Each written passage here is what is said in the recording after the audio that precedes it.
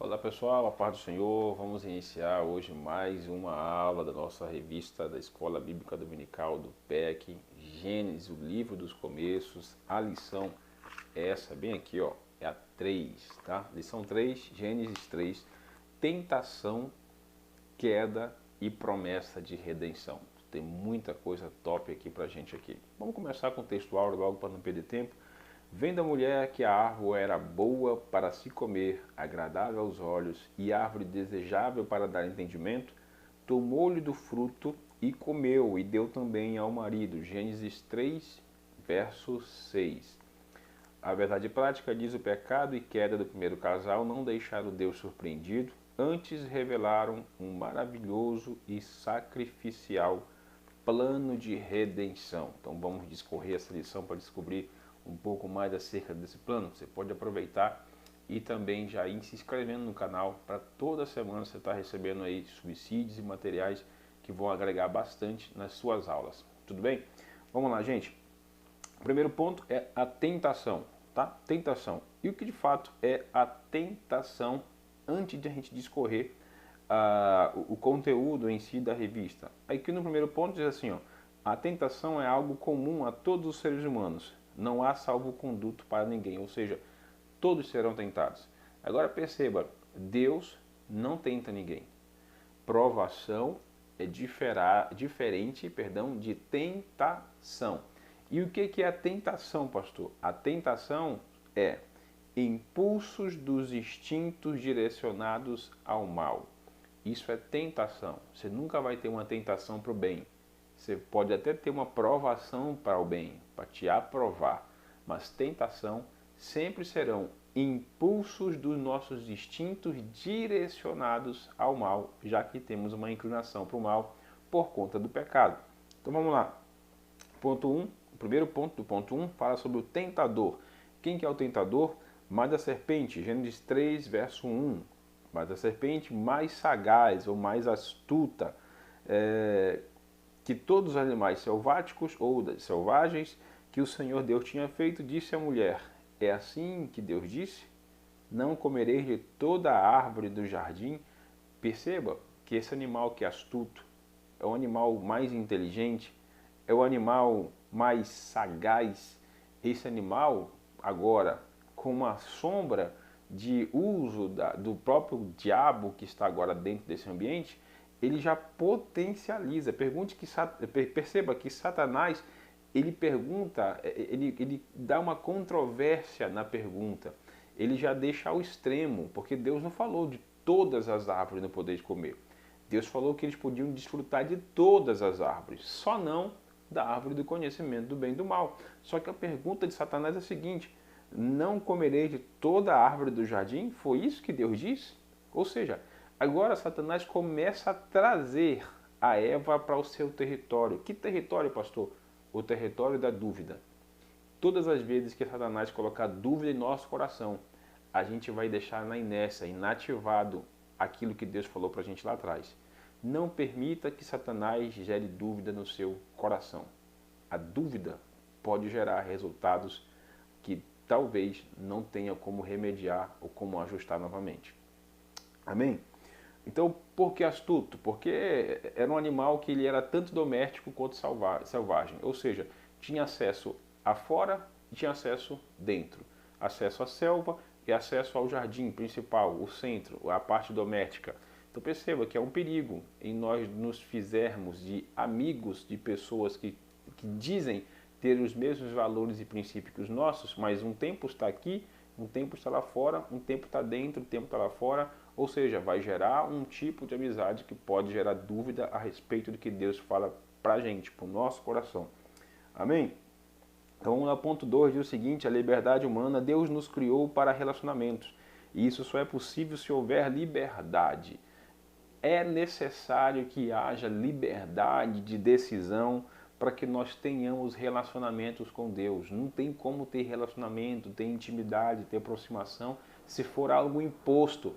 É necessário que haja liberdade para isso. Ninguém é obrigado a estar perto de Deus, ninguém é obrigado a aceitar Deus, ninguém é obrigado a amar a Deus, mas também você sabe que isso gera um resultado. Ninguém é obrigado a isso. E Deus nos dá liberdade para aceitá-lo. Deus nos dá liberdade para aproximarmos dele. Perceba, Adão e Eva não estavam destinados à queda. Não havia uma predestinação para a queda, como muita gente subentende. Tá? E infelizmente não tem como fazer essa manobra bíblica. Deus não destinou, Deus não colocou um casal para morrer dentro do jardim. Deus não colocou um casal para pecar dentro do jardim. Deus não destinou um casal para falhar. Embora ele tenha dado a ordem, não toque, e eles vão lá e toquem, não, Deus não deu essa ordem. Não tem como sustentar isso biblicamente, irmão. Ou seja, eles poderiam ter resistido ao pecado. Eles poderiam ter resistido à tentação antes de ter cometido o pecado. Porque a tentação, ela precede o pecado. Então vem a tentação e isso vai gerar dentro de nós o pecado. Por que dentro de nós, pastor? Porque o pecado acontece dentro de nós. Vou te fazer uma pergunta. O homem peca porque caiu ou caiu porque pecou? O homem peca porque caiu ou caiu porque pecou? Ele caiu porque pecou, porque o pecado primeiro começa dentro de nós. Antes da queda vem um pecado. O homem peca dentro, para depois fora executar a queda. Amém, irmãos? Então, o pecado começa dentro de nós. O pecado começou dentro de Eva, para que depois ela possa ingerir o alimento que era proibido. Então começou dentro dela. A partir de quando? Da dúvida que Satanás colocou quando foi conversar com ela. Perceba, ponto 2, o pecado foi o pior dia da humanidade. O pior dia da humanidade foi o dia que o pecado foi concretizado. Só que graças a Deus, Apocalipse capítulo 13, verso 8, Deus se antecipou, providenciando um cordeiro desde a eternidade.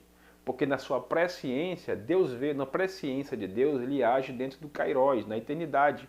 Passado, presente e futuro. O homem, o ser humano, está dentro do presente, do cosmos. Aqui dentro tem um tempo para nós. Dia, horas, meses, anos.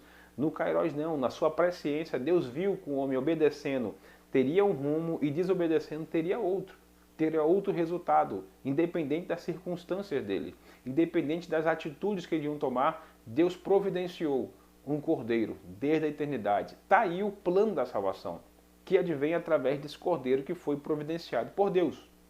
Amém? O texto diz, vem na mulher que a árvore era boa para se comer, agradável aos olhos, e a árvore desejável para dar entendimento. Tomou do fruto, comeu e deu ao marido. Perceba, ela tomou do fruto e deu para o marido. Deus, em Gênesis capítulo 2, verso 15, Deus deu uma ordem para Adão. Adão, você vai lavrar e vai guardar o jardim. Satanás entrou nesse jardim, seduziu sua esposa, gerou dúvida no coração dela e Adão não guardou o jardim. Adão falhou na ordem que Deus deu para ele. Guarda. Sabe que nós também falhamos bastante quando Deus nos dá alguma ordem de guardar aquilo que é precioso dentro de nós?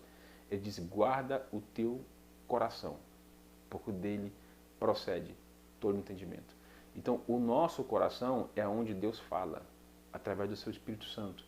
E Deus pede, exige que nós guardemos isso, guardamos tudo isso. Adão falhou de não ter guardado o jardim.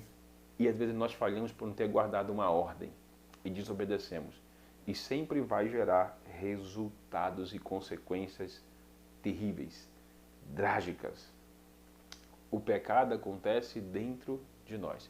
Vamos lá. A consequência da queda, o primeiro ponto é a separação e o medo. Perceba, essa consequência da queda aqui é algo tremendo.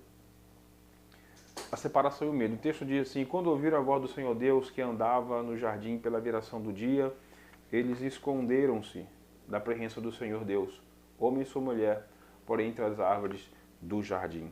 Uma consequência, separação. Isaías capítulo 59, verso 2 diz que os nossos pecados fazem separação entre nós e Deus. Os nossos pecados fazem separação. O pecado de Adão e Eva fizeram separação. Separação entre Deus e nós. Entre nós e Deus. Separação entre nós e Deus. Por que começa com nós? Porque nós nos afastamos. Não foi ele que se afastou.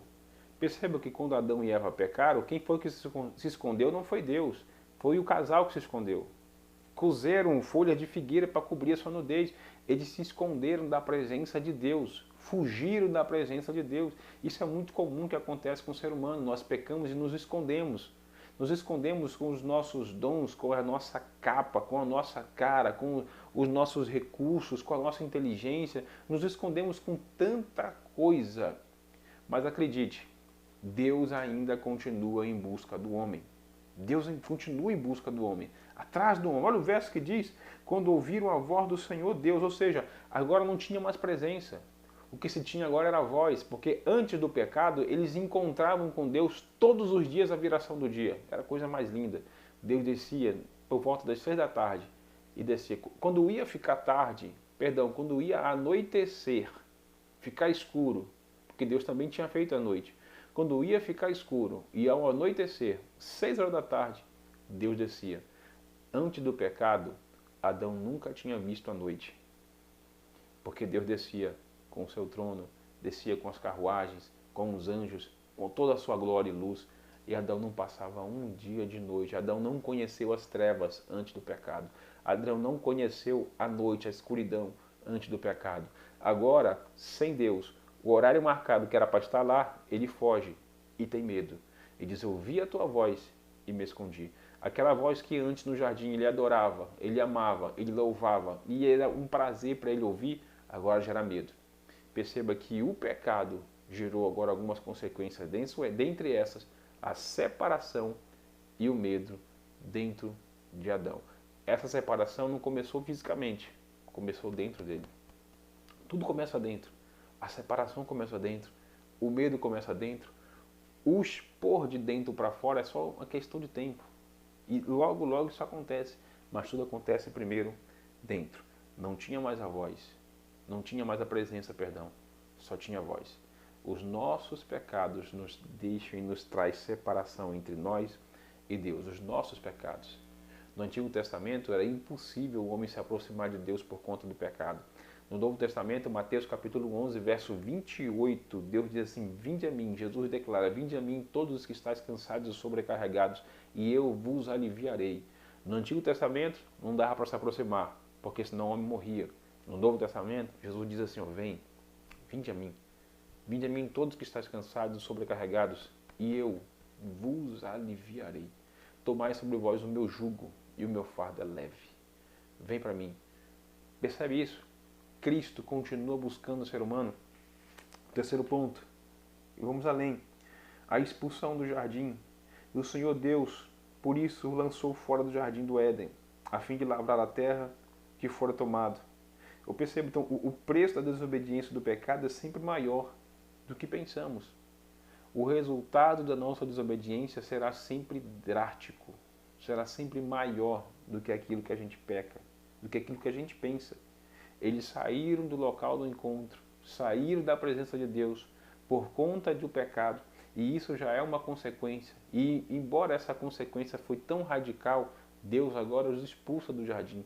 Eu quase não gosto de usar o termo expulsos, mas retiraram do jardim. Perceba que dentro do jardim havia algumas árvores. Dentro dessas árvores havia para o Adão tinha que desfrutar da árvore agradável à vista, da árvore que era boa para comer, e da árvore da vida. A única árvore que era de Deus era do conhecimento do bem e do mal. Adão foi comer da árvore que era de Deus. Ele foi comer daquilo que era de Deus. Ele foi buscar, pegar, tomar para si aquilo que era de Deus. E por conta disso foi retirado. Observe, se dentro do jardim havia a árvore da vida, essa árvore é a árvore da vida eterna, Adão agora pecador, depois de ter desobedecido, quebrado um princípio de obediência, conheceu o bem e o mal, começou a gerar em si a vergonha por estarem nus. Os olhos que eles foram abertos foram os olhos da alma, e Deus não queria abrir esses olhos ainda. Os olhos que Deus queria que Adão tivesse utilizando os olhos da fé, acreditar, confiar na palavra de Deus. Agora, se Adão permanece dentro do jardim, certamente ele irá comer a árvore da vida. Agora Adão, dentro do jardim, pecador, comendo a árvore da vida eterna, ele se converteria em pecador eterno. Deus, vendo isso, tira eles do jardim para que eles não fossem condenados a serem pecadores eternos e pudessem ter a possibilidade da redenção que viria daqui a pouquinho por Cristo. Entenda, Há momentos em que Deus nos tira de lugares que para a gente parece estratégico, de gozo, de satisfação, está tudo tranquilo, é provisão total, todo nesse ambiente. Deus nos tira de lá só para nos perder, só para não nos perder, para que nós não sejamos condenados, para que nós não viemos a ficar pelo caminho, para que nós não viemos ser ceifados no caminho, morrer pelo caminho. Deus nos tira de alguns ambientes só para que você possa, daqui a pouco, ter de volta a presença dele. Amém? Então vamos lá. Isso gerou a morte. A morte, essa palavra morte, ela não existia no conceito e nem no vocabulário, no dicionário do Jardim do Éden. Essa morte é o que nós herdamos de Adão, nós não herdamos o pecado de Adão, ninguém herdou o pecado de Adão, o pecado de Adão ele resolve com Deus, nós herdamos a morte, porque o salário do pecado é a morte. Adão pecou, nós herdamos, o salário nosso é isso, é a morte, por isso que todos nós morremos, todos os dias, os anos passando, nós vamos morrendo aos poucos, todos os anos vamos ficando um pouco mais velhos, porque herdamos a morte, não o pecado. O pecado agora gerou uma inclinação como um vírus dentro de nós. E o único antídoto, o soro, o remédio, a cura para isso é o sangue de Jesus, que é o Cordeiro Imaculado que foi morto desde antes da fundação do mundo, providenciado para a expiação dos nossos pecados. Amém? Então, nós herdamos de Adão, foi a morte. Então a serpente disse à mulher, é certo que não morrereis. Olha que a serpente está falando assim, ó. Deus falou isso? Foi Eva? Foi. Não, Deus está mentindo. Você não vai morrer, não. E Eva foi lá e acreditou por conta das dúvidas e foi na conversa fiada da serpente. Se isso tivesse acabado aqui, seria um capítulo 3 terrível. Mas tem muitas mais coisas e o principal disso é no ponto 3 a promessa de redenção.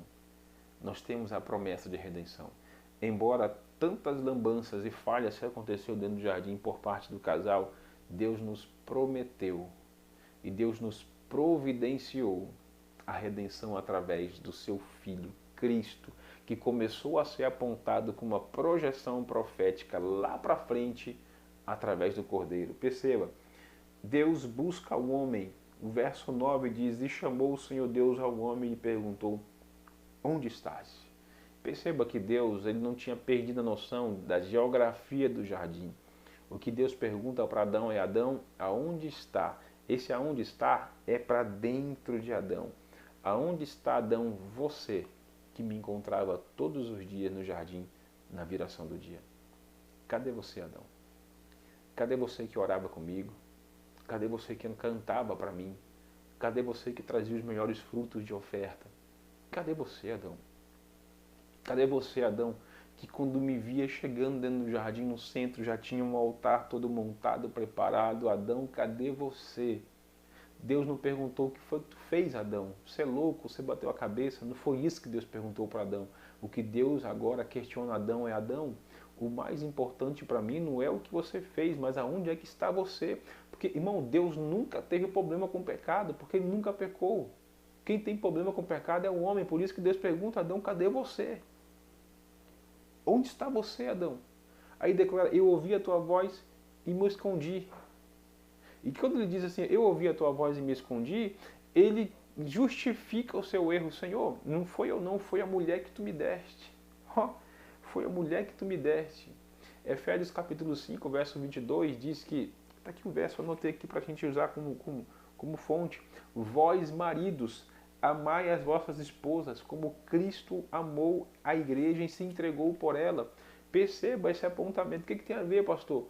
Adão poderia ter feito a mesma coisa que Cristo fez, projetado lá em Efésios, capítulo 5.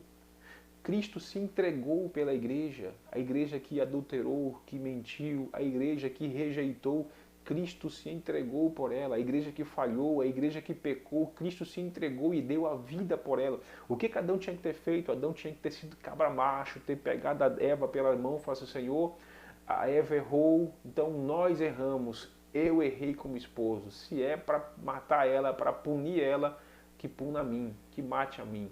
Eu serei o cordeiro da Eva. Adão não teve essa responsabilidade, não assumiu isso. É por isso que nós somos resgatados pelo último Adão, que é Cristo. Cristo, Jesus, foi cabra macho, se entregou na frente, falou assim, se é para tocar na igreja, toca primeiro em mim. Mas ela não, ela será salva, será remida, será limpa, será restaurada. Adão apontou, Senhor, não foi eu, foi a mulher que tu me deste. Ou seja, se tiver que morrer alguém aqui, pega ela. E a Eva, assim, procedendo também a justificativa, diz, Senhor, não foi eu, foi a serpente. A serpente poderia ter dito, Senhor, não foi eu, foi o querubim. E o querubim poderia ter apontado, Senhor, não foi eu, foi tu que me criou. E a culpa vai sempre gerar nas costas de Deus. Existe um pecado, irmãos, existem dois pecados que não têm perdão. Um é da blasfêmia contra o Espírito Santo e o outro é o pecado não confessado. Por que eles não confessaram? Porque quando Deus foi ao encontro, Adão, cadê você? Ele tinha que confessar. Senhor, eu errei, eu pequei. Blasfêmia contra o Espírito Santo e um pecado não confessado, não tem como não ser perdoado. Não tem como ser perdoado. É necessário que haja confissão. É necessário que nós tiremos de dentro de nós aquilo que de fato nos traz inimizade com Deus. Aquilo que de fato nos distancia dele. E vai além. Eu peço uma declaração para os irmãos. Eu quero liberar uma palavra para você. Não troque a promessa do futuro pela necessidade do momento. Eu vou repetir. Não troque a promessa do futuro pela necessidade do momento. Adão e Eva não havia necessidade para isso. Mas nós hoje trocamos a promessa do futuro pela necessidade do momento. Tem muita gente deixando de ser crente, deixando de estar próximo de Deus, deixando de estar em Deus pela necessidade do momento. Rejeitou, abandonou, foi embora e nunca mais voltou. Eu vou continuar aqui. O preço da redenção diz por inimizade. Ou seja, por que por inimizade? Porque havia uma amizade entre a Eva e a serpente. Amizade entre quem está dentro e quem está fora. Havia uma amizade onde não deveria haver, não deveria existir entre a serpente e a mulher. Por inimizade entre ti e a mulher, entre a tua descendência e o teu descendente. E este te ferirá a cabeça, e tu lhe ferirás o calcanhar. Jesus na cruz teve o calcanhar ferido. É a semente da mulher que seria o nosso redentor, remissor, o parente remidor que é Cristo.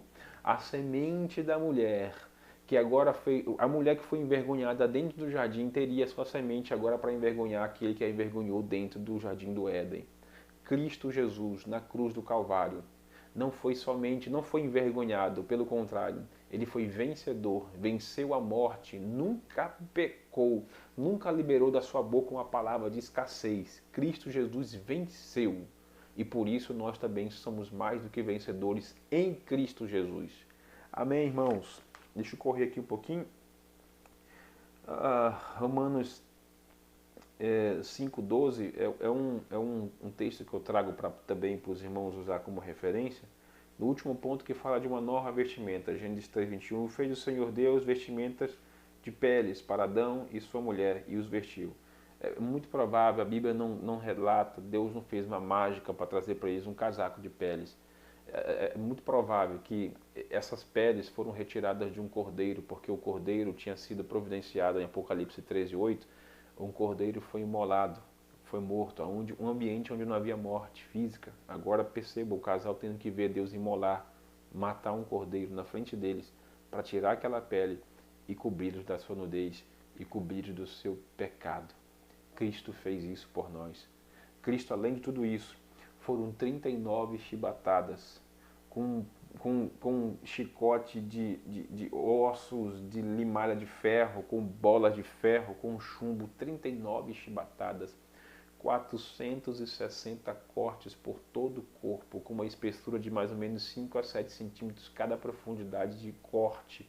Foram uma coroa de espinho com 15 centímetros cada espinho, perfurando parte do seu couro cabeludo, parte da frontal do crânio, os olhos, supercílio, tudo isso enfiado, batido com uma cana, tudo isto Cristo sofreu para que nós tivéssemos a possibilidade de desfrutar e viver da plena salvação que é a promessa de Cristo para nós. Que Deus em Cristo nos abençoe e que essa lição possa ser uma bênção para você, para a sua vida, para a sua família e para a sua casa. Deus, em nome de Jesus, te abençoe. Até a próxima. Deus abençoe.